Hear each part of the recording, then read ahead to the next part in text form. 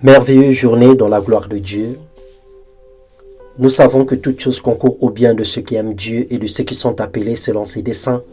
Et notre Dieu est le maître de temps et des circonstances. Lorsque nous l'aimons, le Seigneur fait concourir toutes choses à notre bien et il permet que même des situations négatives deviennent des opportunités pour nous. Que le Seigneur vous bénisse ce matin. Bienvenue dans notre partage quotidien. Bonjour une fois de plus.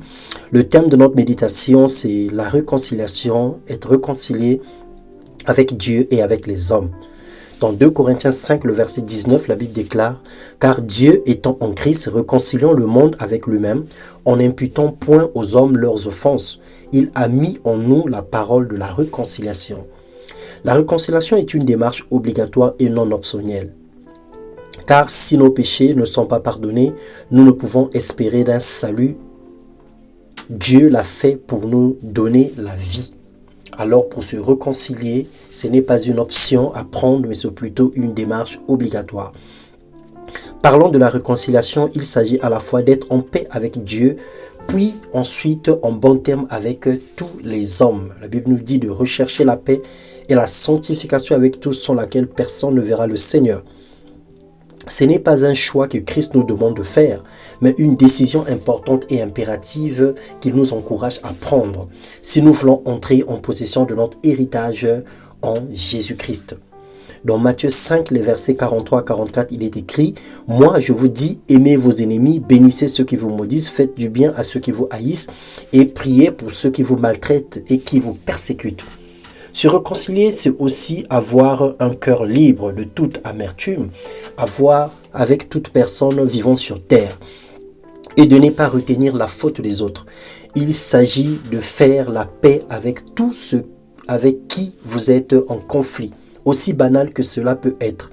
Cette démarche demande beaucoup d'humilité, mais c'est malheureusement le prix à payer pour être réconcilié intégralement avec Dieu.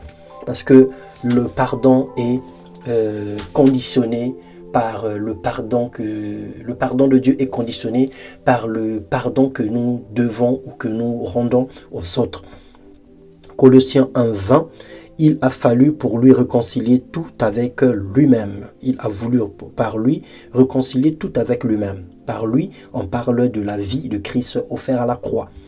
Objectivement, tout pardon entraîne une réconciliation et toute réconciliation entraîne la paix. Prends la décision ce jour, pardonne et oublie tout le mal qu'on t'a fait. Parce que la Bible nous déclare que Dieu doit nous pardonner nos offenses comme nous pardonnons également à ceux qui nous ont offensés. Alors c'est proportionnel. La valeur de ton pardon vis-à-vis des autres est égale à la valeur du pardon que le Seigneur t'accorde lorsque toi-même tu es dans l'erreur. Que Dieu nous comble de son amour et d'un esprit de pardon, que Dieu nous rend humbles et surtout que Dieu nous rend aussi, afin que nous puissions nous abaisser pour demander pardon et pardonner aux autres. Que la parole de Dieu pénètre dans nos cœurs et que cela trouve une place prépondérante pour nous conduire dans la volonté du Seigneur. Soyez abondamment bénis, soyez réconciliés avec tous, réconciliez-vous dans vos familles, réconciliez-vous autour de vous, de vos amis, parlez les uns les autres, discutez pour des sujets auxquels vous avez des contradictions et laissez le Saint-Esprit vous convaincre pour vous donner la paix dans le nom puissant de Jésus-Christ. Amen.